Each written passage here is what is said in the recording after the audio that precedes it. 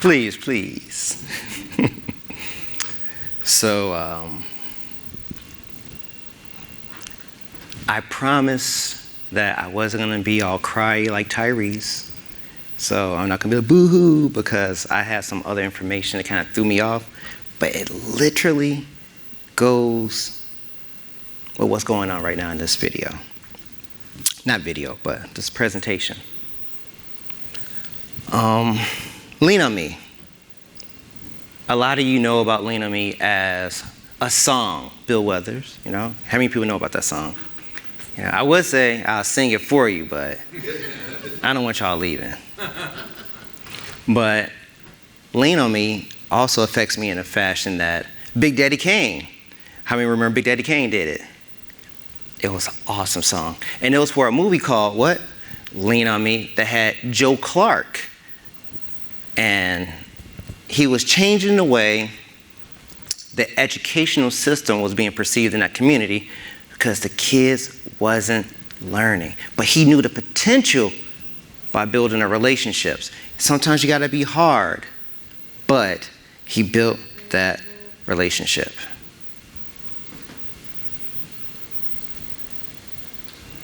I had to move the curtains for those that got the reference of the picture. So, I'm just gonna let you know that I'm a B-boy. Not just because of the Kango, it's that I've always loved hip hop. And as a kid, I was a big fan of BDP Posse. You know, BDP, Boogie Down Production. And KRS-One had this song called My Philosophy. On the cover of My Philosophy, thus the image. And for those that remember My Philosophy, it was Malcolm, which is my name, looking out the window because there were different types of attacks that was coming and he had to protect his family. If we don't change the way that people are using technology, what's going to happen to our kids, our family? This song came out in 1988. And I felt that he was actually a prophet. One thing KRS-One said was, I must produce, create, innovate on a higher level. I was like, word? I think about what I do with AI. I produce, create, and innovate on a higher level. I can't show you everything I do because we don't have enough time. But that'll be part of the takeaways. As I'm thinking about all this stuff with the creativity that came along with it and how everyone has a voice, all these kids have a voice. You was a kid and you had a voice. We deserve the opportunity to let it live. But you don't have to take it from me. That's just my philosophy. So let's blow this whole thing out for a second. My name is Malcolm Williams, which I talked about. And yes, I started with an Atari joystick. And this is such an emotional day and moment in time. Because, yes, I started with Atari. Let's fast forward to the future. I go to the E3 multiple times. I'm on a panel with Nolan Bushnell. Word? Let's go into yesterday. I was on the main stage as the MC introducing people, and who was there again? Nolan Bushnell. At the last E3, I got to talk to Nolan, and we were talking about how you can use your voice for gameplay, almost like choose your own adventures and story times. I literally was still creating that stuff with GPTs. Awesome, awesome. So that's like a whole full circle. One, there's gonna be multiple connections. In this picture, there's my mother. There's my auntie. Auntie, gangster. Look at that hat. Bam! bam, that's where I get my style from. Auntie had her soap operas, chicken, and the Bible. I was like a country boy. I played soccer with no shoes, out there running in the dirt, getting it in. My mom, valedictorian, worked with the IRS. Nintendos and computers came out. I had access to it. Commodore 64s, 128s. When I had the Atari, I had Yard's Revenge. I had the tape deck. I've been a nerd from the beginning. I could talk about satellite dish to on TV. My mother always just said, go and do it. My auntie was like, go and do it. They just poured into me to follow my creativity, my dreams. Auntie literally picked cotton. Auntie freaked out because how old she was when she ran inside one day talking about like, what's going on, what's wrong? There's a horseless carriage going down the street. Horseless carriage? A car. She was that old that it freaked people out to see a car. Generation after generation, which leads me to the last picture of me with my 2 daughters. As they say, this melanin don't crack, so it's okay. The one on the right is my little clone. I talked to her before coming up here today, and that's why I am completely discombobulated, because once again, full circle. Full circle. The other one, phenomenal. They both graduated. They are 4 years and 4 days apart. One graduated from the University of Puget Sound with a degree in Japanese. The other one, high honors, about to go to UIC. So my eldest hits me with, yo, Dad. I'm like, what's up? I got it. I'm like, what you mean? I got it. What you mean? She just got accepted to go to Osaka to teach English. Why is that crazy? Because when I was done with university, I didn't go to Europe, go backpacking. I went to Osaka and lived with a family. And when I came back and I had my daughter, they flew over to meet her. Last summer, she went over to meet them. And now she's going to go and teach there. I'm all messed up. And that's what I just got before coming in. Full circle, because it's how you pour into your legacy. As you can see, I've been a junkie for gaming for a long time.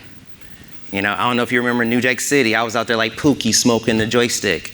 It was bad, real bad. And L is for learning. Not only did I know about gaming, but I taught my daughters about gaming. I taught game-based learning. The more you learn about me, you're like, man, this dude is obsessed with gaming. It changes the world, because I was one of those cats that was actually doing gamification. I was teaching trajectory by playing Call of Duty with my students. You know, I made education fun. You meet the kids where they're at. My daughters were learning color theory through playing the Blob. My kids, I was talking to my man Archie, big ups to Archie in the house. Hey. And I was talking to him, and we was talking about our kids and everything. I was like, bruh, I taught my daughters financial literacy by playing River City Ransom. And it was like, word? Yes, because with the components in gaming, those systems had to come from somewhere. It's just how do we translate it so they can get it and make it fun? My daughter's literacy was so high. Why? Well, because they play games. What games? The games before we have voiceovers. We had to read what was going on in the stories. We had to read the Sims. And so now I'm like, what's the next chapter? Oh yeah, I'm doing this. What did it say? It said blah, blah, blah. Reading, killing it. They didn't know that they were learning by having fun. So by me doing the different things and understanding, they had no idea that I was Dr. Venture. And they was Venture Bros reference, don't worry about it. Kind of inappropriate cartoon, but great concept. So a lot of the parents that I was talking to, they see a kid playing a video game like, turn that thing off. I know a lot of you may not remember, there was a commercial that Lily Tomlin was in, talking about like, don't let your kids play video games. It rots the brain. She remembers it. It was real. People were against games. And now look at the industry. But it's more than games. I told parents constantly, please don't do this. Don't tell them to turn off that silly thing. There's no future in it. I fought a lot of battles to get to this point. Yes, it's me and my girls again. Because E is for exposure. Not only did I just say, yay, you know what? You gotta be transparent about this. But I exposed them to a lot of games. From Beat Saber to so many imports, I can't even go into it. And they just ran with it. Utapri, ridiculous. The dexterity in their fingers is phenomenal. But when you think about the exposure, there are going to be a lot of games out there, but a lot of games are not good. So if you don't like the games that your kids are playing, find the games that can actually work. It's not that hard. Who's the parent? You are. Who's the guardian? You are. So this is how we approach it. Pick up the controller. Play a puzzle game. Do some Tetris. Batman Arkham City was our bedtime story. Every chapter, yeah. She's laughing in the back, but yeah. It was like the story, the voice acting, it was such an adventure that they couldn't wait to clean up and go to bed. Okay, who's on? And we would play, and that was our bedtime story. A is for assist. It wasn't just me playing the game. I would act like, oh no, I don't have the hand-eye coordination. I can't do this. Well, I give them the control, and they like, bam, bam, bam, bam, bam. It's not a solo campaign. It's a team effort, because if they feel that they are now the protagonist in this story, which they are anyway, and they're like, look, I did it, Daddy. Yes, you did, baby. Yes, you did. And it reinforced that positive enforcement. So let's go back to that picture of that little lady in the bottom left corner, my mom's. I was at a conference with a friend, and I'm driving home, and I get a call from my Aunt Zola. And it was like, yo, your mama's not eating, blah, blah, blah. I'm like, okay, force feed her, I don't know, pinch her nose. You know what I'm saying? Like, mama better eat. Found out that mom's had cancer. And it was like, what am I gonna do? That was my rock. I remember we had to go to school. I asked my daughters, always like, you want school or you want real stuff? She was like, real stuff. I was like, cool. My other daughter went to school. I sat there at the doctor's office. It was my daughter, my eldest, which is a little clone, my mom's and myself, 3 generations. And the doctor was like, yeah, it's colon cancer. Thus, the picture of us working as a team to defeat the cancer. And I'm like, I'm not going to sit down and take this. So I helped her when she was going through the chemotherapy. Chemo can be really lonely. I'm like, my mama ain't gonna be alone. I was like, hey mom, let me tell you about this thing called telepresence. I'm gonna put you inside of virtual reality. We're gonna watch movies together. I'm gonna bring other family members in. So now, while you're sitting there killing these white blood cells, because everything gotta die in your body, you can look around and see who's there with you. And the nurse is like, oh my God, that's a great idea. It might be, but this is real for me. My mother, I wanted to have comfort in what she was going through. Now she's beating it. We got a horrible scare, but then next thing you know, she was able to get out. We doing physical therapy, and my mom was complaining about everything. Always drained. But you know what mothers have? You know what grandmothers have? Love. My daughters were sitting there playing Dance Central.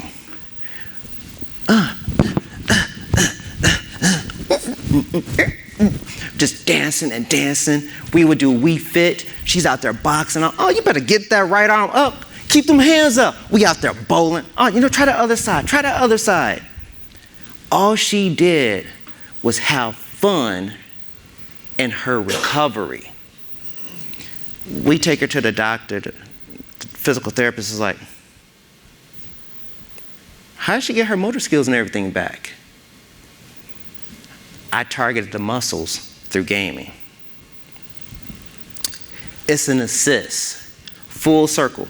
She supported the love that I have for gaming, unbeknownst to her that my passion for gaming was going to help her go through her cancer treatment. Just like when I was in Japan, now my daughter's going back there to teach English. It's all connected in what we invest and pour into the kids and the youth. So, look, we all know the kids going to be doing different things. We got to negotiate. Half the kids are born when the last GTA came out, and they're going to want to play the new one. We can be real about it. And even my daughters played it. But if you don't like what the kids are playing, negotiate. Okay, check this out. You can play this if you can understand it. You can play this if you write me a report. Who made this? What's the demographic? Why is it fun? And I have them make a game design doc to understand the principles of the game. Why is Portal so fun? Tell me about this physics engine. And they're like, you're going to have to do some work. And they start to understand the principles, to understand the science behind it. And it's like, wow. And it actually applies to school. So we negotiating. Prove to me why this game is good. They prove. They do pitch decks. Father, I want this game because X, Y, and Z, blah, blah, blah, blah. I'll purchase it. Off to GameStop we go. And we did. O is for openness. I'm just saying, there are a lot of people online streaming that's a little bit too open. I'm saying maybe they just want to talk to their fans. Who knows? That's only them. But YouTube, Twitch, all these different places that these kids shouldn't be watching. Let's just be real. It's half of the stuff is inappropriate, but I'm just a grown old man. But talk to your kids like, nah, don't watch that. It's trash. Be open about how you feel. A lot of parents just let, I don't know, do you guys remember The Cable Guy? It was an old school movie. What was the story? She sat him there and he learned life through cable. These kids are learning through what? YouTube, Twitch, and you wonder why their personalities are a particular way. Be open, like, yo, we can't rock with this. So it's like, the mind will speak to the mind, just like the heart speaks to the heart. N is your network. Who are they playing with? It's not just about reflexes. You got your Discord, you got your clans, you got everyone that they work with. You got your different modders. You must find your tribe. Everyone has a tribe. There's developers, there's artists. Who you are, and you will know when you just click. You will just click because that's that missing piece. Why? Because that is who you are. Vibrations go in sync. And then it's like, oh snap, I see how we doing this. And you will feel. So understand the network, help them find their tribe. And then you don't have to worry because now you got someone that's going to support them. There's always been strength in numbers. Let's knock down that wall and go into multimedia because everything that they're doing is a form of multimedia. They're either on the phone, they're doing vlogs, you got videos, you got music, you got memes. It's some type of multimedia that's being poured into them. So we need to monitor that. Because in the end, it's about the experience. It doesn't matter if it's a tabletop, if it's VR, AR, or just on a console or mobile. We are looking into the experience. So we can't treat it like it's a distraction because it's really not. It's a tool. Technology, it's a tool. As educators, as business owners, as creators, we have to remember, let's get the tools in the right hands for the right people in the right tribe because the experience matters. And in the end, it comes together as what? Lean on me. So if you ever feel a little off, if you ever feel that, I don't know how I'm going to get through this, I don't get it, these kids are weird, these kids are strange, I helped you. I showed you that bridge of how it worked with me, how it worked for my mother, how it went to my kids. It is legacy learning.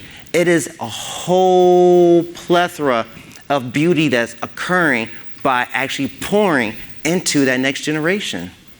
So my takeaway, because let's say there's different things you miss, right? Man, he was talking about this, he was talking about that. I'm saying KRS-One, he started off talking about my philosophy. He had a picture of Malcolm in the window. It was a lot. I got you. Because when you break that wall and you go to lean on me, it goes back to what we talked about in the beginning. I just produce, create, innovate on a higher level. And so if you scan the QR code, I'm not going to bother you, don't worry. It's a GPT that I created. And it'll break it down for you. You can ask a question. You can ask, hey, who is this young fellow named Malcolm? Oh, that's a cold game developer that's out here for the kids. Almost like Wu-Tang. So have fun, love life, and enjoy life. Because you're not in this alone. We can all lean on each other as we lean into the future. Thank you.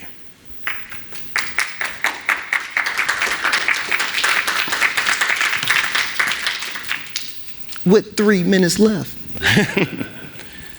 Yes, sir. What's next for you? Next for me, I believe in the principle of wu-wei. So I go with the effortless force that's going to lead me to the next destination where I need to land.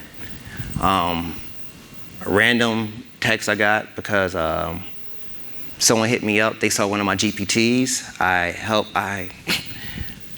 I help the world, put it like that. So I have a company that I work with called The Recovery Pen, and I made a flow guide. And so if you have like bad tissue, like muscle and soreness, it's non-invasive holistic healing that deals with your chi channels to remove that. Veterans can use it, they feel relief right away. We all been walking around, you hit your calves with it, it sucks out that soreness because we can use technology to heal the world. And so, what's next for me?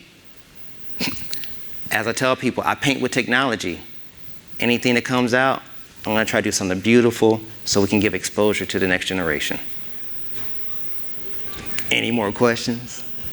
Yes, sir. About like emerging technology, XR, like any recommendations of the apps or like groups they can join? Okay, well, similar to what was in the acronym, what do you know about XR? I'm working in the XR industry. I've been involved, but my kid, they hate headsets. So they do. They play like mobile games, but they do not want to get into like headsets. I've been in the XR industry. I've been in the volumetric. I work for Intel at Disney. She plays a lot of Disney games, but she doesn't get involved with emerging technology. Like, how do I inspire them to know about AI? To know about safety. The kids' safety. So they know you know, so that was to learn. Expose. What games have you exposed them to? I think my kids play a lot of Disney, like princess games and like Minecraft, Roblox. These are the popular games, but they also get distracted, with their friends. Which is the network. Exactly right. They listen more to their friends rather than parents. Are you playing the games with them? I do sometimes, but I do not get. Because that's the assist. Yeah. You see how it's all falling into the letters. Yeah. And so now it comes to the part that you got to negotiate with them. I'm going to spend this time with you on this, but I want you to also to learn this with me. And they start to pick it up. It's one hand's watching the other. You know that they're playing games that you may not be fully agree, but that becomes one of their rewards. Okay, you know what? Go ahead, play this with them. But I need you to do this. I want you to knock out this quick exercise, learning code. I want you to do this with XR. Don't you think that was good? You just made a whole XR pet. That's awesome. Hey, have you ever heard of Tomodachi? Let's do some history. Oh, Tomo, okay, like an egg? Yeah, it's a little egg friend. And then like, can I get one? Yeah. So now you're taking them through a whole journey through something that they didn't even know, exploring, and you're sharing, and it's giving teachable moments. And so therefore, they can start to establish and build their own relationship and love for XR, because XR is the future. We get it. And sometimes we're so passionate, it'll blind and push them away. So that's why you have to assist and meet them where they're at. Like, oh, this is what you're doing. I'll play with you on this. All right, I spent time, come and do this with me. And you just make that bridge. It's baby steps. It's baby steps to the point that they'll be good on their own. Yeah, how about like reducing like motion sickness if they get like motion sickness that deals with your inner ear. So I would do painting. Yeah. Paint art. What I do with some of the kids, I actually paint inside VR, and then I get it printed on canvas and we put it on a wall. If you're painting and you're using pass-through, they're not going to feel motion sickness because your brain will actually recalibrate just for the lens. A lot of times the motion sickness comes from it's unbalanced with your inner ear and what you're seeing. But the way that's processing, you're not going to have the lag, and half the time you're going to be stationary. They don't get sick if they're just playing like this. It's when they start to move. There's no movement. Yeah. You're like, draw your name. Oh, let's expand on it. Give me an environment. So now they're becoming more and more comfortable with working in it, and it's building up that muscle for that inner ear so you won't get dizzy.